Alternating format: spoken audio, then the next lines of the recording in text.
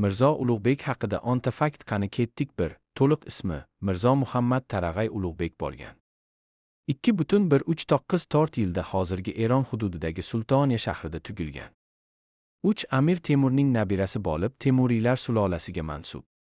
4. Ulug'bek buyuk astronom va matematik sifatida butun dunyoga mashhur. 5. Samarqand rasadxonasini qurdirgan, asrda dunyodagi eng yirik rasadxonlardan biri. 6. U tuzgan Ziji Jadidi Koragoni yulduzlar jadvali Yevropada ham asrlar davomida foydalanilgan. 7. Ulug'bek 1018 ta yulduzning aniq koordinatasini hisoblab chiqqan. 8. Samarqandda Ulug'bek madrasasini ochib, ilm-fan rivojiga katta hissa qo'shgan. 9. U davlat boshqaruvchisi, hokim bo'lsa-da, ilmni siyosatdan ustun qo'ygan. 10,149 yilda siyosiy fitna oqibatida fojiali tarzda vafot etgan. Bunday qiziq ma'lumotlarni o'tkazib yubormaslik uchun kanalimizga obuna bo'ling.